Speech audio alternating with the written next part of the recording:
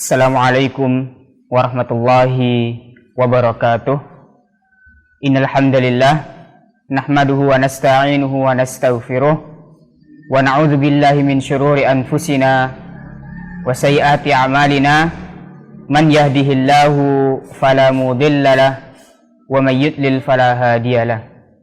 Asyhadu an la ilaha illallah wa asyhadu anna Muhammadan abduhu wa rasuluhu la nabiyya wa la rasula ba'da. Allahumma inna nas'aluka ilman nafi'an wa rizqan tayyiban wa amalan mutaqabbala. Ayuhat talabah bima'had muharrikin najah, santriwan dan santriwati yang kami hormati, senantiasa tak lupa kita bersyukur kepada Allah Subhanahu wa ta'ala atas nikmat sehat, nikmat karunia hidayah yang telah Allah berikan kepada kita. Karena hidayah adalah nikmat yang paling mahal, nikmat yang paling berharga. Betapa banyak yang Allah Subhanahu wa ta'ala tidak berikan hidayah kepadanya, namun kita di sini diberikan hidayah oleh Allah Subhanahu wa ta'ala. Salawat serta salam semoga tetap terlimpahkan kepada junjungan baginda Rasulullah sallallahu alaihi wasallam. Ayuhat talabah bima'had muharrikin najah. Pada kesempatan hari ini kita akan melanjutkan pembahasan kita di dalam kitab Shahihu Fiqhus Sunnah, yang mana kita telah sampai pada bab pembatal puasa. Namun sebelumnya, izinkan saya untuk menyampaikan beberapa perkataan dari Imam Syafi'i rahimahullahu ta'ala, bahwasannya Imam Syafi'i berkata, berlelah-lelahlah, manisnya hidup baru terasa setelah lelahnya berjuang. Aku melihat air menjadi keruh karena diam tertahan. Jika mengalir menjadi jernih, jika tidak akan menjadi keruh menggenang. Singa, jika tidak tinggalkan sarangnya, maka dia tidak akan mendapatkan mangsa. Anak panah, jika tidak meninggalkan busur, tak akan kena sasaran. Begitu pula dengan biji emas, bagaikan tanah sebelum gali ditambang. Kayu gaharu tak ubahnya kayu biasa jika di dalam hutan. Dari kalimat ini kita bisa mengambil ibrah bahwasannya semua apa yang kita inginkan, semua apa yang ingin kita capai harus berlelah-lelah terlebih dahulu untuk berikhtiar atau berusaha di dalamnya. Begitu pula dengan menuntut ilmu.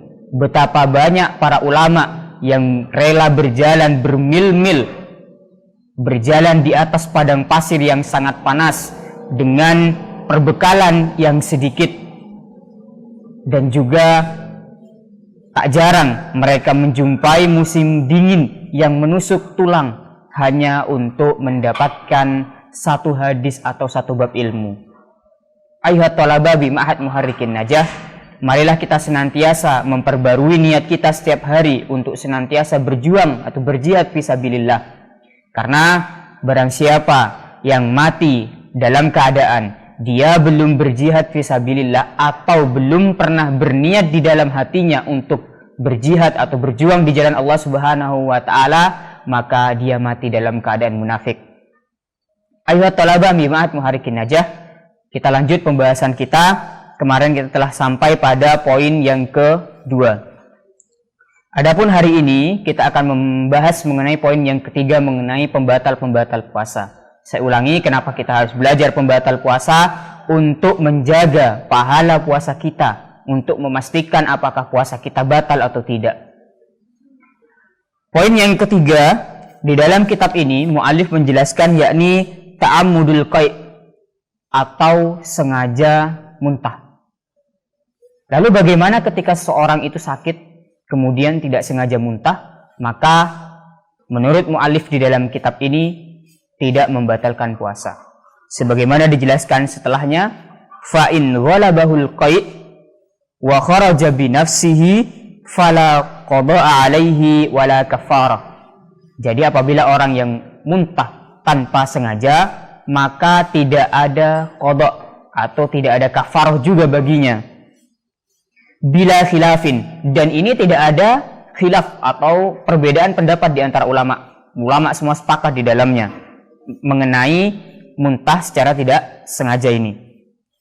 Li hadis Abi Hurairah anna Nabiy sallallahu alaihi wasallam, apa dalilnya? Dalilnya yakni hadis dari Abu Hurairah radhiyallahu anhu bahwasanya Nabi sallallahu alaihi wasallam bersabda, "Man dzara'ahul qai' falaysa alaihi qada'un wa man istaqa'a amdan falyaqdi." Barang siapa yang muntah secara tidak sengaja, maka tidak ada qada baginya atau tidak perlu mengganti puasanya. Wa man istaqa'a amdan, dan barang siapa yang muntah amdan secara sengaja, falyaqdi, maka baginya untuk mengqada puasa yang telah batal tersebut. Sahih disahihkan oleh Albani, diriwayatkan oleh Abu Dawud nomor 2380 dan Tirmidzi nomor 716 beserta perawi yang lainnya. Kemudian yang keempat dan kelima, poin 4 dan kelima, mu'alif menjadikan satu, yakni al-haidu wan nifasu. Haid dan nifas. Jelas, haid dan nifas ini adalah pembatal puasa. Faman hadat aw nafasat walau fi lahdhatil akhirati minan nahari fasada shaumahu. Jadi barang siapa di antara perempuan itu haid atau nifas, meskipun hanya sebentar saja di siang hari pada saat ia puasa, maka ia telah membatalkan puasanya. Misal, seorang wanita ketika menjelang azan maghrib tiba-tiba haid, maka batal puasanya. Wa alaihi qada'u hadzal yaum. Dan apa yang harus ia lakukan ketika ia batal puasanya? Maka baginya tetap untuk mengqada, meskipun itu haidnya 1 menit sebelum azan maghrib, tetap diqada bi ijma'il ulama, dan ini merupakan pendapat ijma' para ulama. Kemudian poin yang keenam, pembatal puasa yakni ta'ammudul istimna. Ketika kita membahas masalah fikih, kita tidak boleh untuk malu atau tabu, karena memang di dalam hal fikih semuanya dibahas mengenai ibadah-ibadah tersebut. Poin keenam di sini yakni ta'ammudul istimna, yakni mengeluarkan mani secara sengaja, atau kalau bahasa kita itu onani. Wa huwa ta'ammudu ikhrajil maniyyi bima dunal ijma'.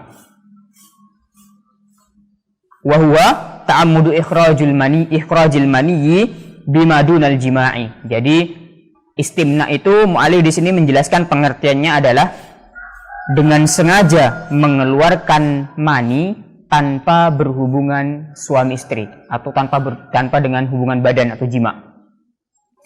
Kal istimna'u bil yadi. Seperti apa contohnya? Seperti contohnya yakni mengeluarkan mani dengan tangan atau onani dengan tangan. Kemudian awil mubasyarah atau dengan lain sebagainya. Nahwa dzalik bi qasdi ikhraji bi syahwatin, atau dengan segala sesuatu yang mana hal tersebut bisa mengeluarkan mani dengan syahwat. Fa in anzala bi syai'in min dzalika muta'ammidan, dan barang siapa yang mengeluarkan mani karena hal tersebut tanpa berhubungan suami istri tadi, muta'ammidan dengan sengaja, dzakiran li siyamihi, dan dia sadar atau dia ingat bahwasanya dia dalam keadaan berpuasa, fasada saumahu walazimahul qada indal jumhuri, maka puasanya itu rusak atau puasanya batal dan wajib baginya untuk mengqada puasanya. Ini merupakan pendapat jumhur para ulama. Apakah ada perbedaan pendapat? Ada. Namun ketika kita sudah mendapati pendapat jumhur, seharusnya atau selayaknya kita mengikuti pendapat jumhur tersebut, memegang teguh terhadap pendapat jumhur. Siapakah yang berbeda pendapat dalam hal ini? Di antara salah satunya mu'alif di sini menjelaskan Ibnu Hazm. Wa dhahaba Ibnu Hazm ila annahu in istamna bi ghairi jima'in lam yufsad saumuhu wa in ta'ammad. Jadi wadhahaba, maksudnya wadhahaba di sini berpendapat, Ibnu Hazm berpendapat bahwasanya barang siapa yang istimna atau onani selain dengan cara berjima atau berhubungan badan, maka puasanya tidak rusak. Puasanya tidak rusak meskipun dia sengaja. Ini pendapat Ibnu Hazm. Qala wa lam ya'ti bidzalika nas. Ibnu Hazm berkata, karena hal ini tidak ada nas di dalamnya, wala ijma', dan tidak ada ijma' di dalamnya, wala qaulu sahib wala qiyas, dan tidak ada pendapat atau perkataan para sahabat, dan tidak ada qiyas di dalamnya. Ini menurut Ibnu Hazm. Qultu, mu'allif berpendapat di dalamnya, wa madhabul jumhuri arjah. Adapun pendapat jumhur itu lebih rajih, lebih kuat pendapatnya. Wa yustadallu lahu biqaulillahi ta'ala. Apa dalilnya? Dalilnya yakni firman Allah Subhanahu wa taala fil hadisil qudsi, di dalam hadis qudsi. Hadis qudsi ini adalah hadis yang mana maknanya itu dari Allah Subhanahu wa taala, namun lafadznya dari Rasulullah sallallahu alaihi wasallam. Jadi itu hadis qudsi, sanadnya bersambung sampai Allah Subhanahu wa taala. Fi sya'nis shaim yada'u ta'amahu wa syarabahu wa syahwatahu min ajli. Jadi orang yang berpuasa itu meninggalkan makannya, kata Allah Subhanahu wa taala, kemudian meninggalkan minumnya dan meninggalkan syahwatnya itu karena aku. Wal istimna'u syahwatun. Adapun onani itu, istimna itu adalah perbuatan yang di dalamnya itu ada syahwat, perkara syahwat. Wa kadza khurujul mani, dan sebagaimana juga mengeluarkan mani. Wa mimma yu'akkidu annal mani yutlaqu alaihi syahwah, dan ditekankan lagi di dalamnya bahwasanya keluarnya mani itu pasti dengan diiringi syahwat, maka batal puasanya.